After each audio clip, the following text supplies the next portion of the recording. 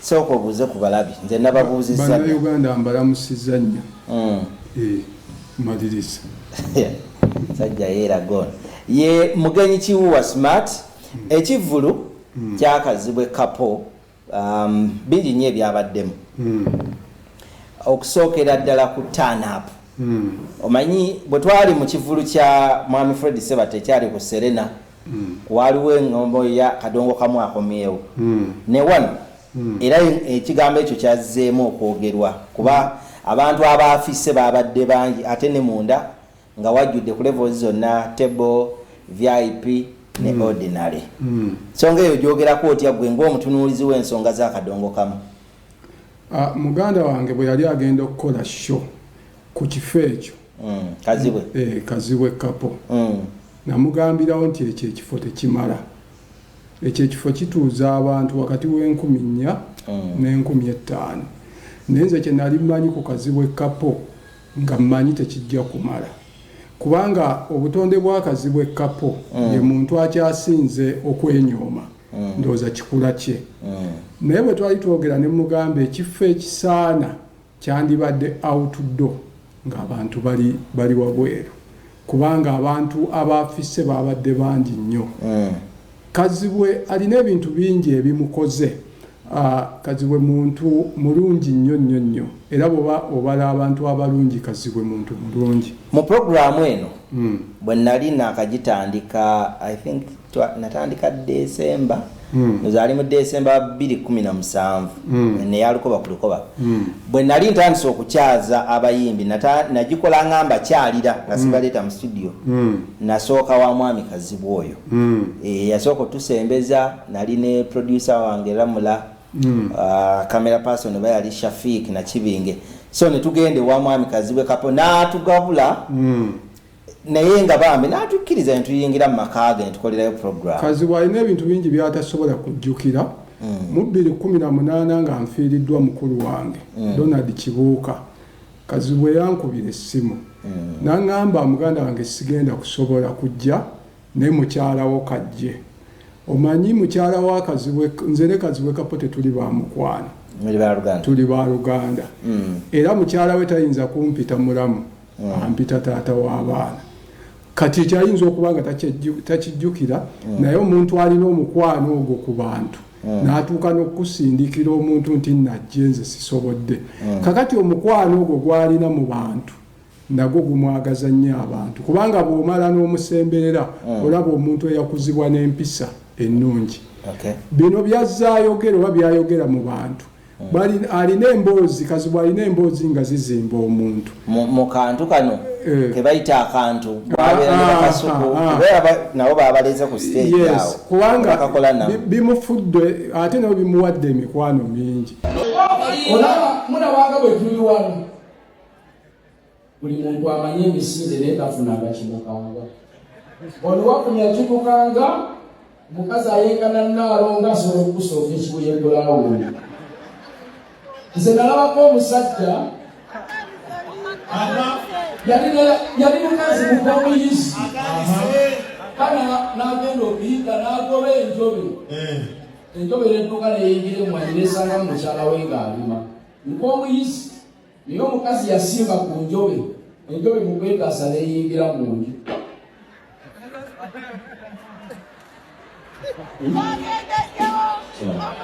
tumalemu amagezi Pula kore mugamba nje ndo sijja kikola. Omuli mabisana. Pakalagaka. Teko waliyo.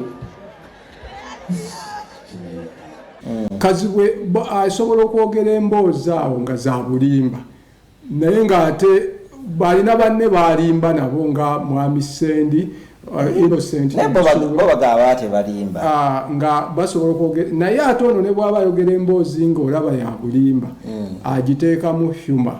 kakati olwa generation eno eriwo n'akwata audience eyo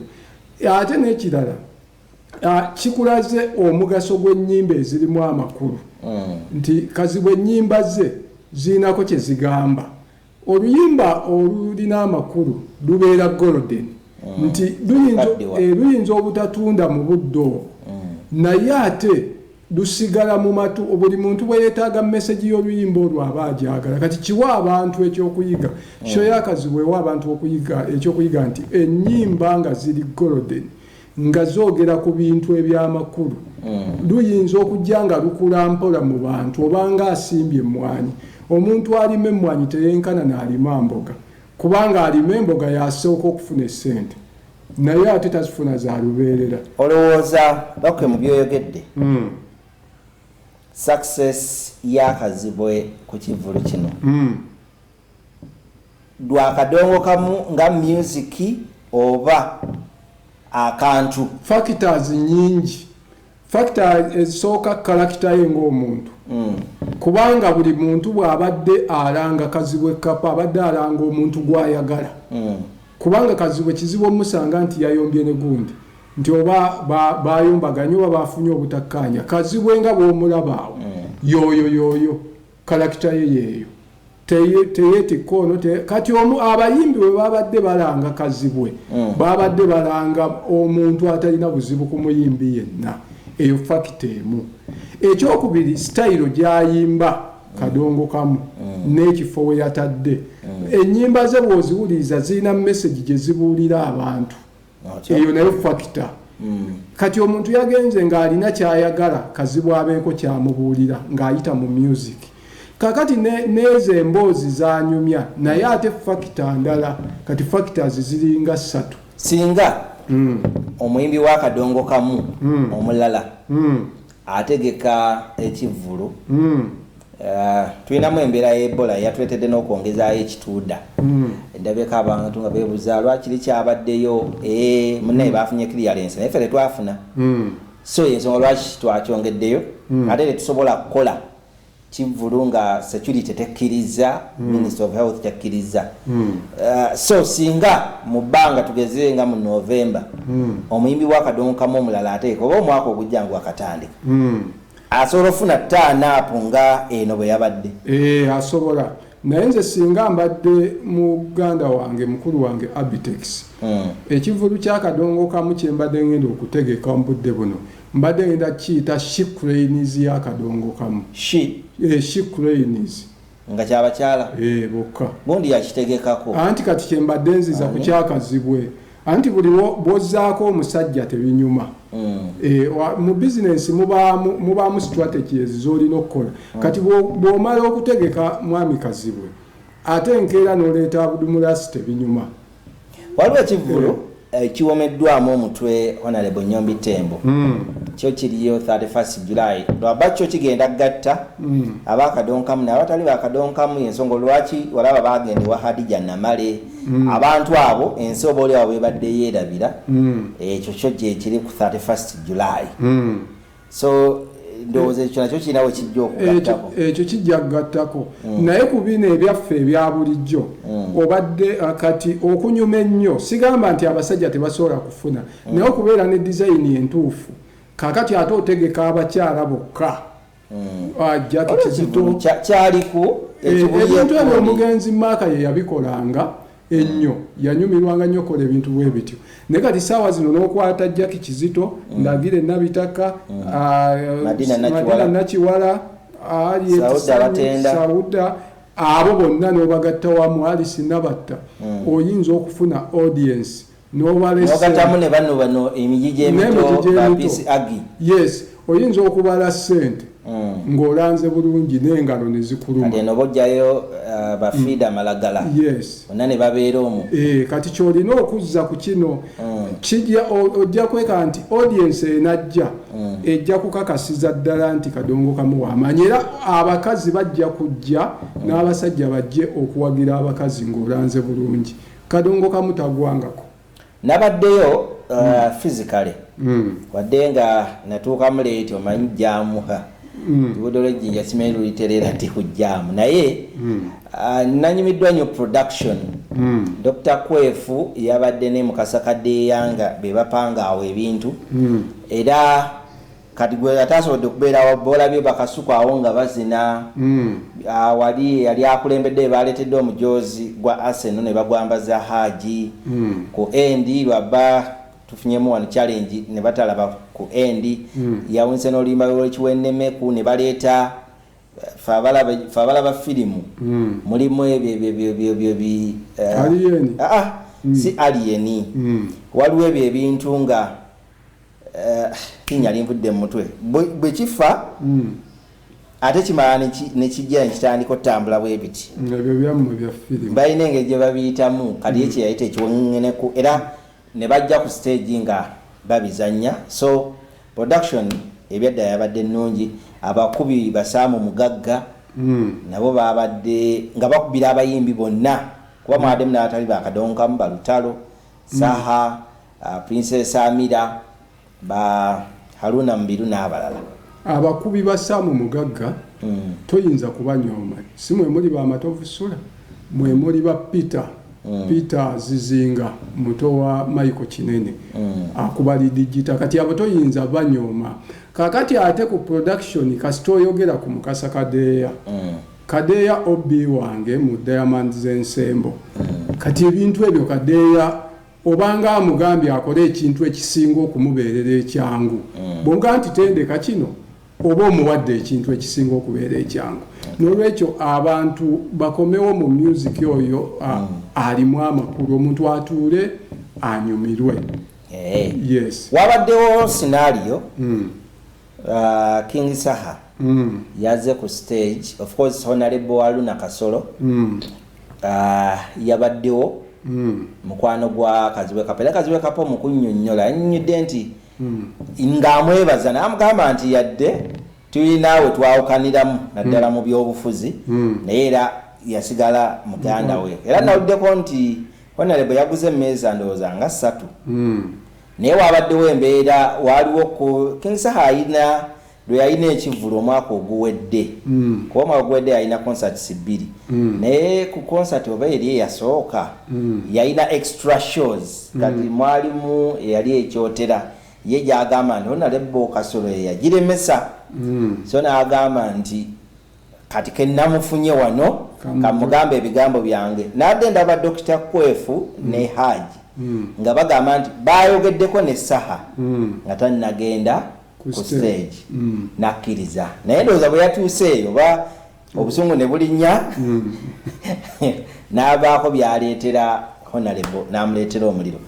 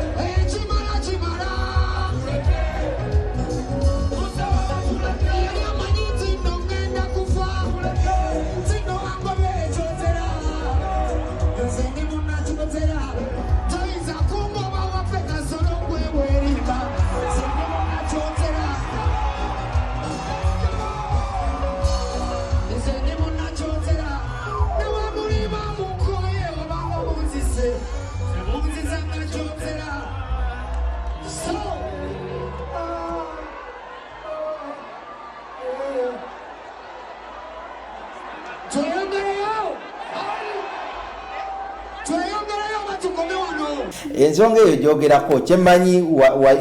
wadde tewabadde naye nawe wagirabyeko ku kyabaddewo kyemmanyi ku King Saha alina omukwano mungi nze nasembo tegeka ebivulu twalina ebivulu bina ne King Sahoyo kati twali tubitegese ne mukwano gwange John Hill Chobe bwe twategeka saidi z'ekisoga eyo asho neeta tugendera bulungi kubanga John Hill teyalanga kifo samanya nti nno takoze ku bya kifo ne tubanga tulina okugenda ekiyindi saa mwennyini ekiro nga abantu balimu batono nga 17 ne mugamba lindako ne botayimbo jagenda ekindi nanga mutabani nkubulire bwe siyimba wana ab'ekiyindi bajja kulowooza nayo sikole ki sijje saa nakeera ku macha ekiyindi n'atugamba ne John Hill mumfunire drive ntambule nayo ku macha mumpangisize nawo okusiiba ye mwennyini nga yasasuddewo nti kino kyange ngenda kukola eno ninayo abawagizi bange bwe baali basazaamu sheeyo King Saha mwennyini n'ampita ne John Hill Chobe n'agamba nze ebyebivulu mbimanye ebya ssente ku bantu ku audience gyendabye nejjudde wano wendi nze mwennyini ngenda kutambula enkya ku drive tugiddemu ku Saturday ng'olaba omuntu alina omutima ogulumirirwaki ssente zammwe kakati eri simanyi oba ye yali yeetegese naye alina omutima ogwo ye buli waalaba ekintu nga kiri kufa ne bwe kitaba kike ajja nnyo nga mu ngeri eyagala okutaasa era okuva ku olwo King Saha yayingira mu bantu benjagala ennyo mu mutima kakati wano ensobi yokka gye nnyinza okunenyamu King Saha ng'omuntu gwenjagala ennyo nti omukolo bwe gutaba gugwo bw'osangayo gwe wanyiigagana naye wakirivaawo toyomberanga ku mukolo ogutali gugwo kubanga oyinza okusiigibwa ekifaananyi nti tolina mpisa naye ng'oluusi busungu bwe bukoze eki bwe bukujjudde kati vaawo buvi waakiri ogende abantu baleme kusiiga kifaananyi kibi naye nze kyemmanyi nti omutima guno gwalina nga tayagala kintu kya muntu kife bulabika bwe busungu obwamukwata ate ye ndowooza oba ne bamubbirako nti ewaaye ku sheeno gy'otaakola ndowooza ono ayinza okuba agibaddemu omukono so yoyo Saha gwe mmanyi naye ago gokka yensobi yokka gye yakoze okuyombera ku mukolo ogutali gugwe kubanga kyangu n'oli okulowooza nti ono Haji Kazibwe yayise minisita bekobaane nawono bamutyoboole ate ng'oluusi si bwe kyabadde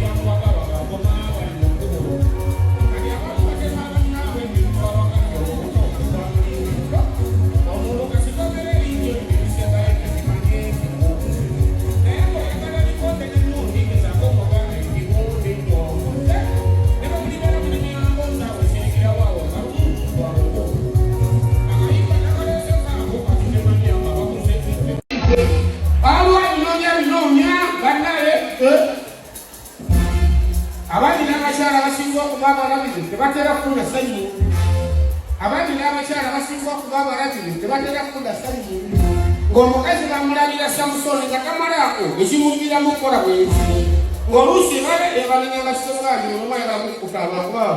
abakusa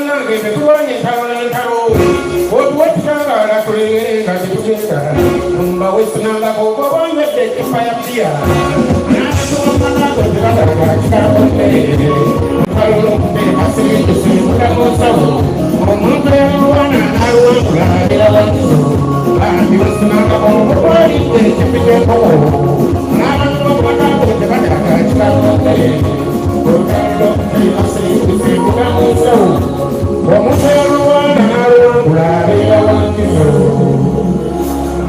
ekirala negemataka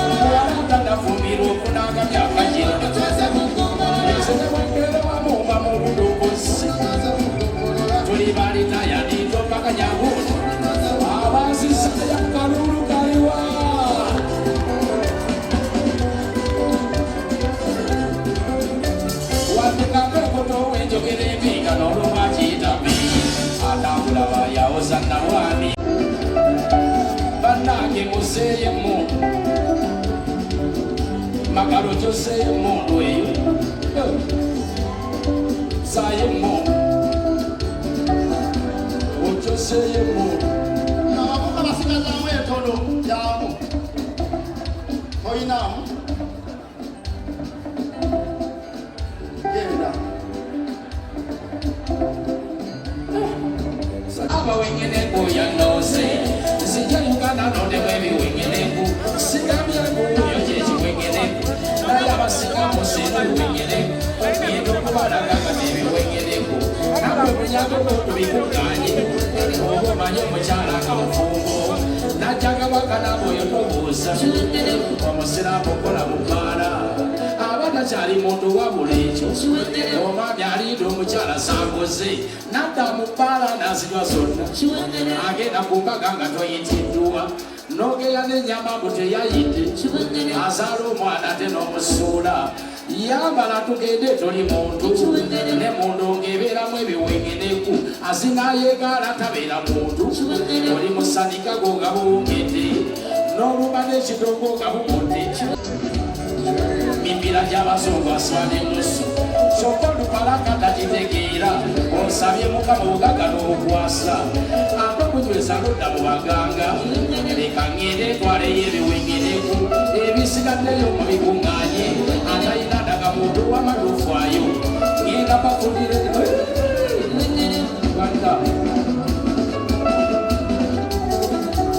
banange ngeze tuteyo kiwengeneku ebisigaddeyo mu bikuŋŋaanye